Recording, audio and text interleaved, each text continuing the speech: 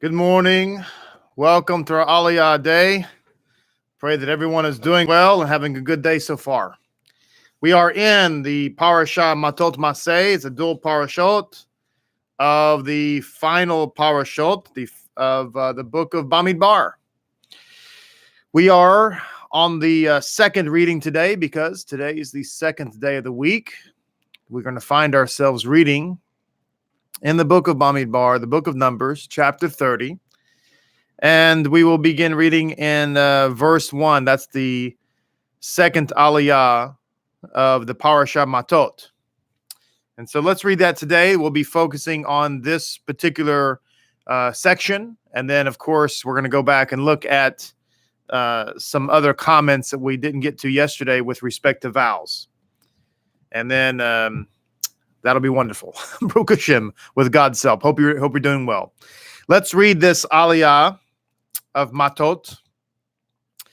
It says in verse 30, chapter 31, verse 1, V'adaber Adonai el Moshe lemor.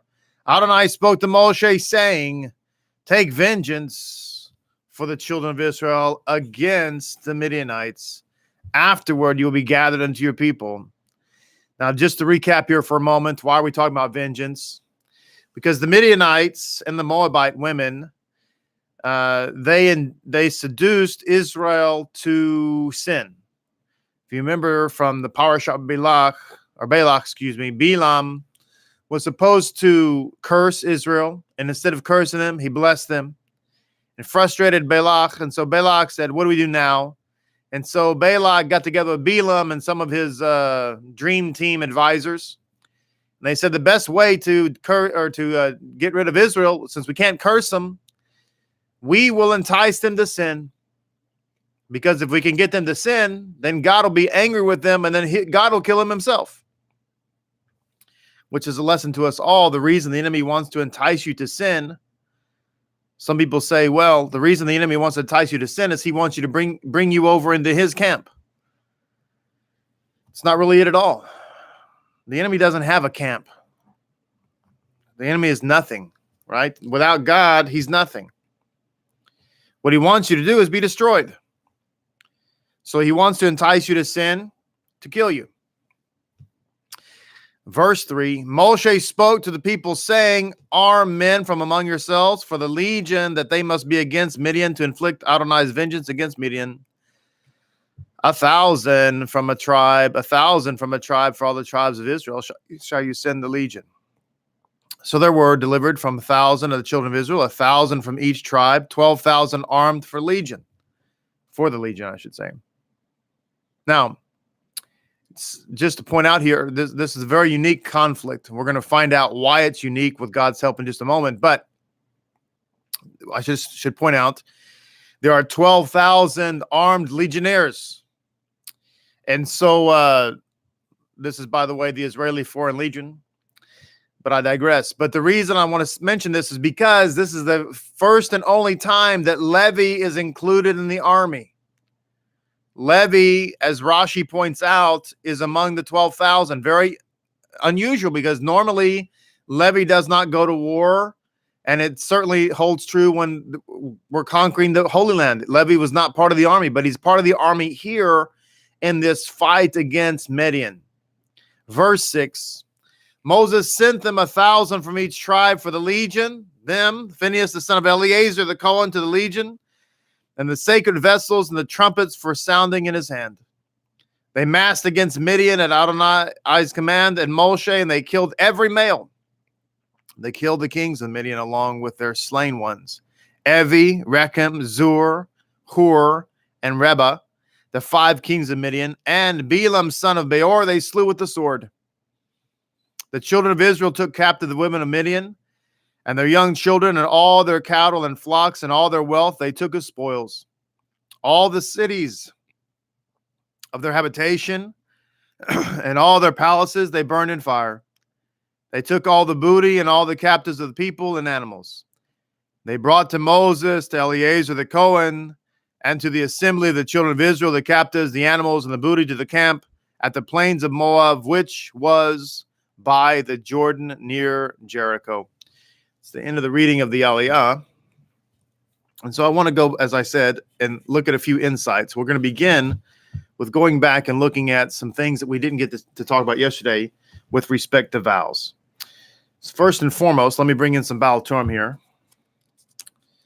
Good old, wonderful Baal Turim. Baal Turim comments going back to the first Aliyah about vows. He says the gematria of the word nedarim, vows, nedarim, is 304. It is equal to that of Rotzeach, which means murder. Why? As it says, this intimates that a person who makes a vow and does not fulfill them is considered to be a murderer. For as the Talmud states, children die as a consequence of their parents' sin of failure to carry out their vows. The footnote says, the Talmud derives this from a verse that appears in a passage regarding vows. Let not your mouth bring guilt upon your flesh, and do not tell the Gabai who comes to collect what you've pledged that it was an error. This, of course, is talking about when someone pledges to give tzedakah for one reason or the other. Sometimes people pledge to give tzedakah, which is customary, actually, when they make Aliyah. They make an Aliyah to the Torah, and they pledge, and because of this Aliyah, I'm going to give an extra tzedakah, whatever the amount is. They pledge it. It's just a way to bless Hashem for the opportunity to make Aliyah, right? So they pledge it, and then the Gabai is responsible for making the collection. So therefore, it's not Guido, but it's the Gabai. So the Gabai comes, and you say, oh, I was just kidding, or actually, I didn't really mean it, or the amount that I gave, I was just spouting off of the mouth, whatever the case may be. And that is considered to be a guilt against flesh, i.e. murder. So why should God be angered by your speech and destroy your handiwork? It says in Ecclesiastes 5:5. And what is a man's handiwork? You must say that it refers to a man's sons and daughters, Shabbos 32b. So making a vow is like murder, and we can make a vow in different ways. We can actually say, I vow this explicitly, or we can just make a statement. I'm going to be there. I will give this amount, whatever.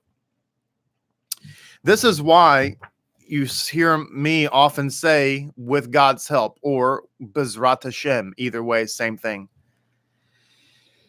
And I have, I've intentionally worked on that habit. And it's actually, my grandparents used to say this all the time. As a little boy, I used to hear my grandfather always say, God willing, or Lord willing. He just said it differently, the same thing. With God's help, Bezrat Hashem, God willing. And it stuck with me because my grandfather always said that. He would say, we'll be there, God willing. We'll show up, God willing. God willing, we're going to go on vacation. He would always say it, no matter what he was saying, God willing, God willing. Oh, why?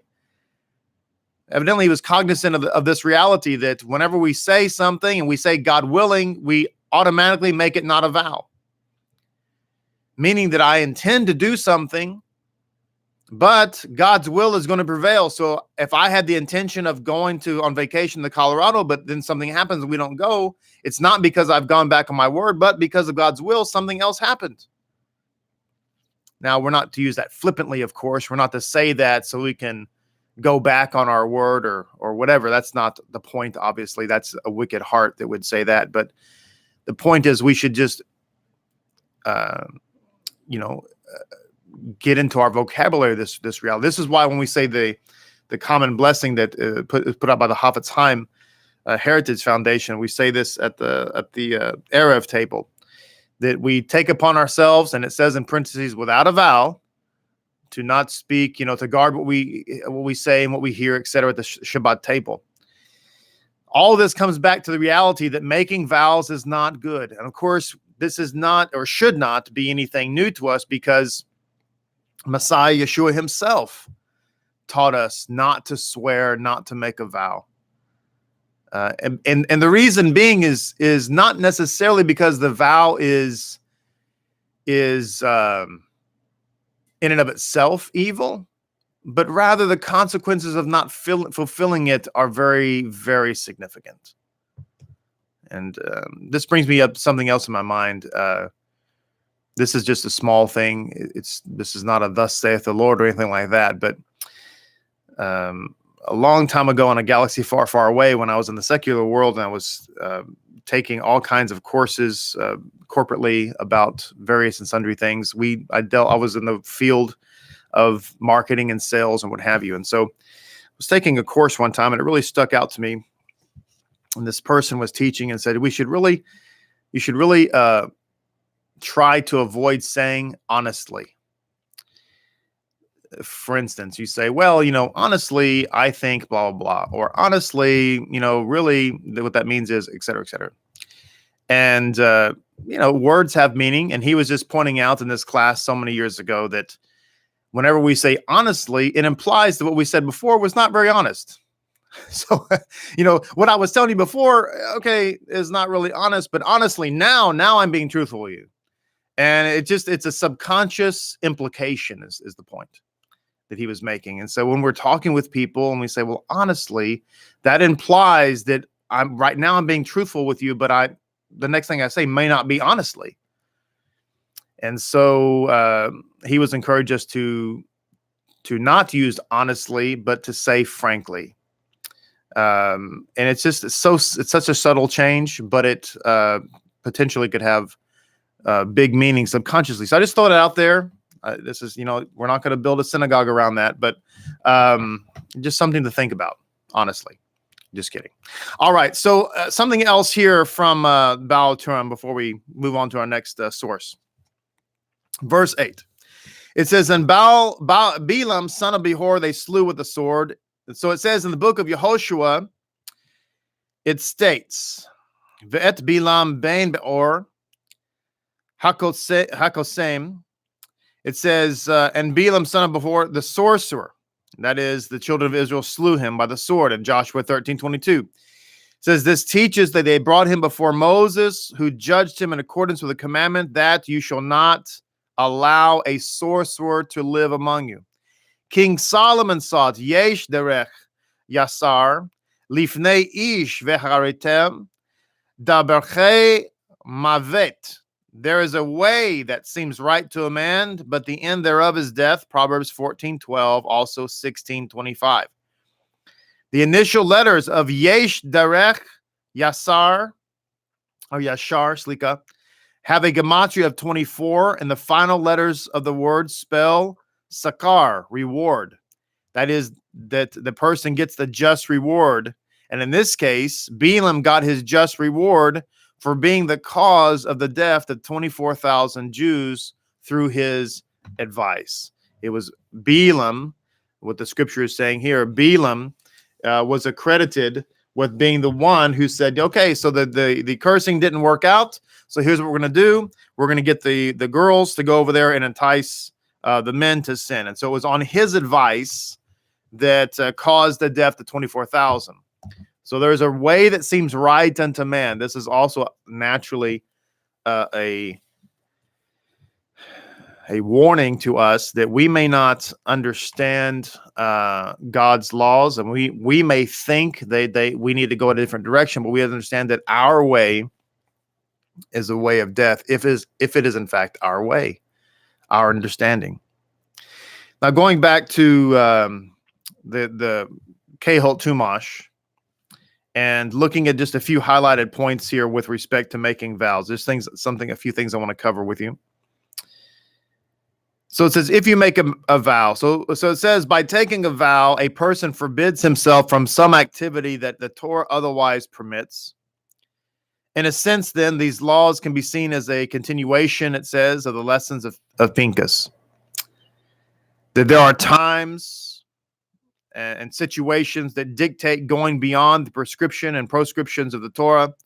And so what are these circumstances? So it says, in general, the Torah divides all we can do into the world, in this world, in three categories: what we must do, what we may do, and what we must not do.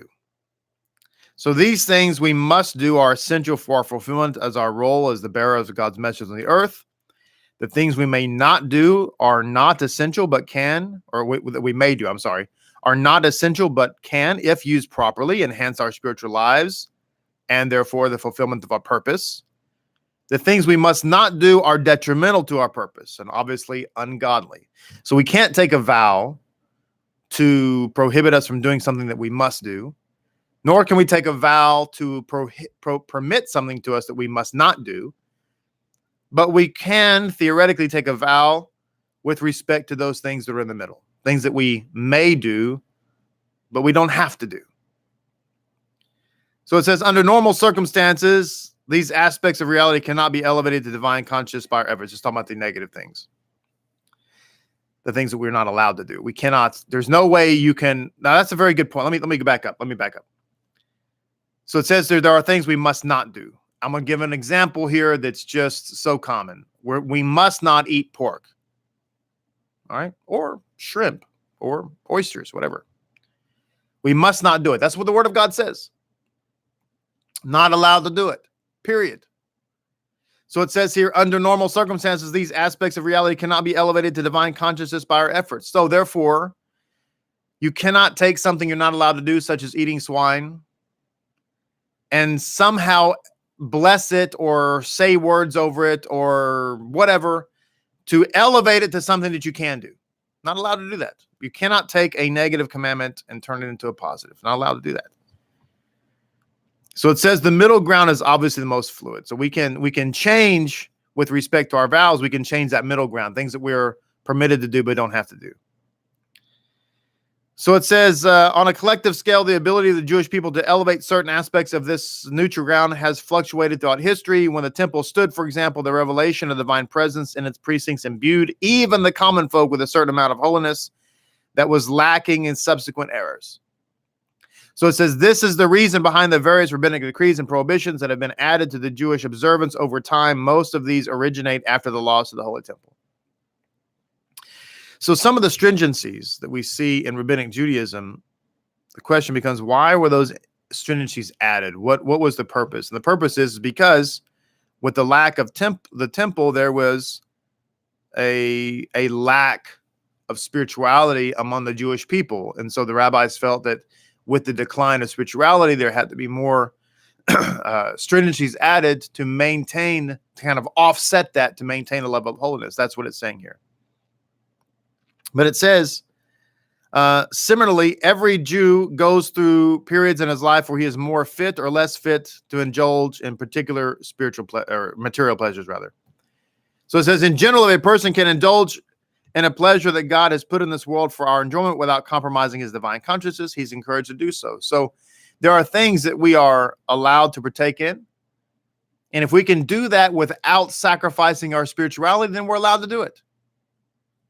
So it says, in the future, every person will be called to account for the pleasures that he encountered but did not partake of. That's an interesting thought, too, isn't it, from the Talmud, that we're actually going to have to give account for those things which were permitted to us, but we did not participate in. It says, and a person who took too many vows, they will say, is that which the Torah has forbidden not enough for you that you must seek to prohibit yourself from other things as well? This is what I was saying yesterday at the conclusion of our Aliyah, that some people view taking a vow, or some people would view being like a monk or like a hermit, a spiritual hermit, to be someone who was exceptionally spiritual. Look, they're so spiritual. They don't work. They just stay in yeshiva all day and study Torah. Look, they're so spiritual. They're not even married. They prefer to be single. Look, they're so spiritual. They don't drink alcohol. They don't drink wine or beer. They don't chew tobacco, go with girls that do. They're so spiritual, they just stay to themselves. And look, they're so spiritual, they walk around in just one set of clothes. They don't even change them. Look, they're so spiritual, they wear linen garments, and just walk around in linen garments. They don't ever try anything else out. They don't do anything. The reality is, from a Jewish point of view, that's not a spiritual person. That's actually somebody who is far less spiritual than your average Ari. I would say your average Joe, but in this case, it's your average Ari. Because the average Ari is in the world, but not of the world. The average Ari is going out there and he's making distinctions about what he can eat, what he can't eat, what he can wear, what he can't wear, who he can marry and who he can marry, what music he should listen to, not during the 3 weeks, and other music that he can't listen to. Did I say can listen to, can't listen? Did I say that right? I hope I did. Whereas the monk is sitting in yeshiva, studying all day long, is not experiencing it. It reminds me of a story. This is a story that Shalom Arush wrote in one of his books. He's a great man and a great tzaddik, and he did all kinds of great work, and he was constantly teaching people and constantly studying and constantly going out and ministering to people. But he was married, and he rarely went home. In fact, sometimes he didn't even go home. Or if he did go home, he got home really, really, really, really late. His wife was already asleep, and she had eaten supper by herself and just left his food on the stove or whatever. And the reality was, while he was out and about and ministering and taking care of people and feeding the homeless and all that kind of stuff, and spending hours upon hours in yeshiva, teaching all the Gemara, teaching all the Gematria, diving deep to the Sod level, his wife was at home crying because she was lonely. So the day of his death came, and he thought for sure when he got to Shemayim that it was going to be a big ticker tape parade. They were going to take him down to the pearly gates on streets of gold, and they were going to be singing his praises, that the angels would be before him, sounding the shofarot and saying, behold, behold, the Tzaddik comes, make way for the great Tzaddik. He just thought for sure that was going to happen. But he got to Shemayim, and he was escorted by some really Gabayish-looking angels. They grabbed him up by the nape of the neck, and they drug him to the heavenly court. There was no parade. There was no angels and shofarot. There was no make way. There was make way, all right, but not the way he thought. He brought before the heavenly court, and he was chastised severely and told that all those great things he did was fantastic and wonderful, but his responsibility was to his wife and to his home first and foremost, and as a result, because of his wife's tears, he was going to be punished in Gehenna, at least for a time. The story was told. Believe the story, don't believe the story, doesn't matter. But the point is that it shows you the Jewish value and where we should put our effort. Not that ministry is not a good thing, but we shouldn't treat ourselves through asceticism, like being a monk and so on. We have to be in the world, but out of the world. The man should have been at home taking care of his wife and loving her and so on. And that was all an intricate part of his Torah. It says vows foster abstinence. So that's great. You can use a vow to foster abstinence for a season. Maybe if you feel like something in your life is distracting you from Hashem, you can use a vow. So vows have positives and negatives, but the point here is we shouldn't view them as intrinsically positive. They're not. As the sages say, as it says here in the Keil Chumash, sanctify yourself with that which is permitted to you. That's powerful, isn't it? Instead of trying to avoid things just because you're trying to avoid pleasure, but rather you should sanctify yourself with that which is permitted to you. Sanctify yourself with that which God said is permitted that you can sanctify yourself with.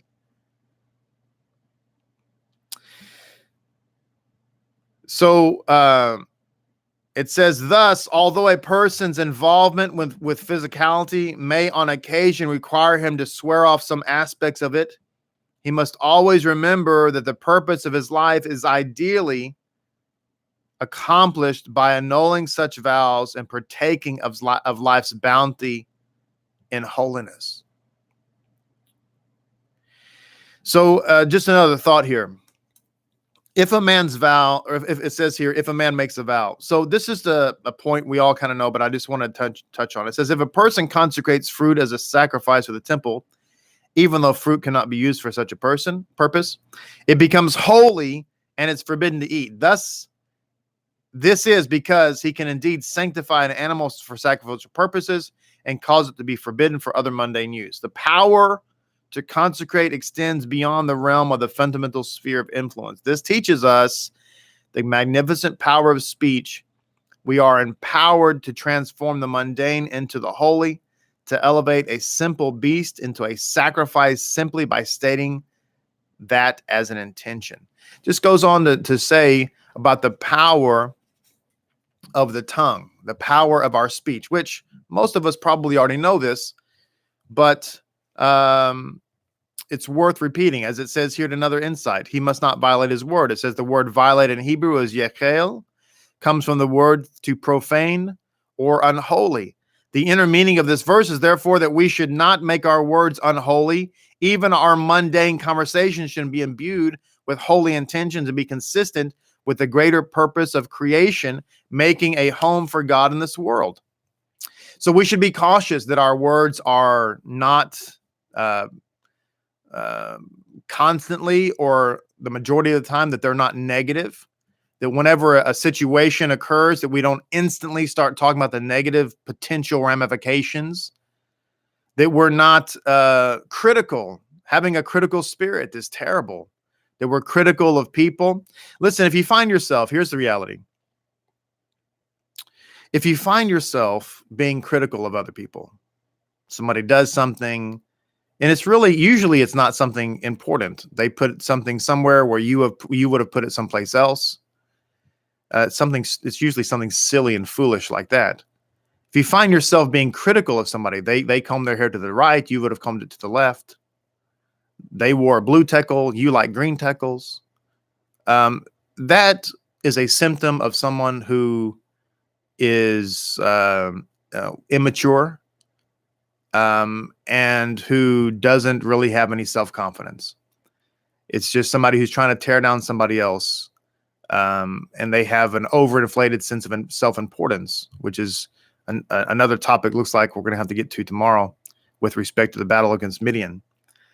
But if the actions of others bother us, that we're critical or negative, that's a problem. It's a significant problem. So we need to make sure that our words are positive, that we're speaking life.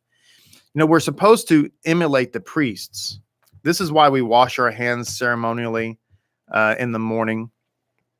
It's why we do things from time to time that, as I said, emulate the priests in the service. And one of the things that the priests, to include the Levites, were supposed to do was to bless people.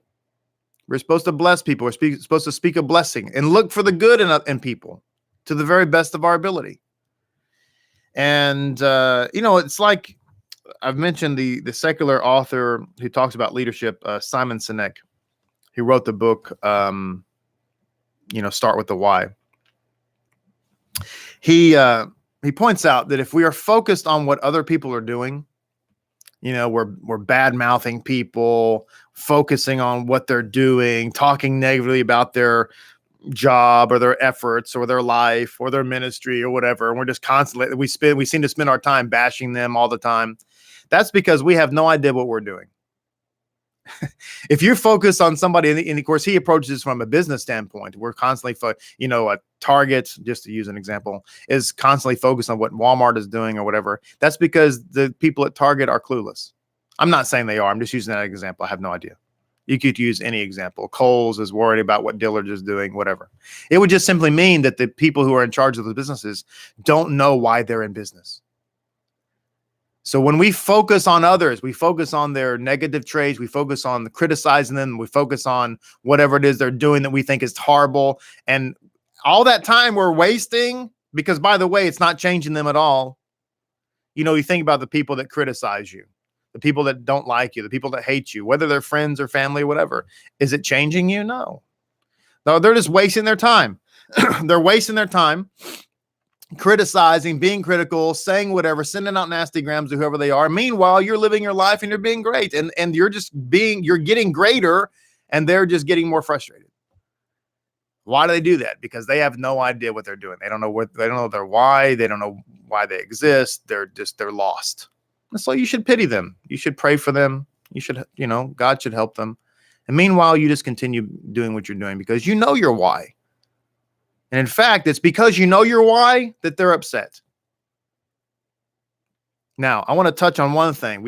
We're out of time, actually, but I do want to mention this one last thing. We're going to cover this tomorrow, Bezrat Hashem. And the war against Midian. Why did Levi have to go out? One thought, we're going to come back to this tomorrow and expound on it more, but let me just say that the reason that Levi had to go out is because this battle against Midian was very spiritual, and it was in order to subdue a subtle evil. And the Gutnick Chumash, it defines what this subtle evil is. It says the subtle evil that plagues everyone, even the one who's dedicated their life to God, like Levi, they're full-time ministers. They have to get in on this fight too, because this, what I'm about to say, plagues us all. And that is baseless hatred. We're going to expound on that tomorrow. Baseless hatred. And what's the root of baseless hatred? It really goes back to what I was just saying. The root of baseless hatred is a self-inflated ego. We think we're more important. And so therefore, we think people are less important than us. And when we see them being successful, or we see them thriving, or if we have a disagreement with them, we immediately want to destroy them. Why? It all comes back to pride and arrogance and ego. More on that tomorrow with God's help. Have a great day today. Thank you for joining me. I hope all of your dreams come true this week, and it should be a happy week for you. May you be blessed and favored, and we'll see everybody tomorrow. Bezrat Hashem. Shalom, shalom.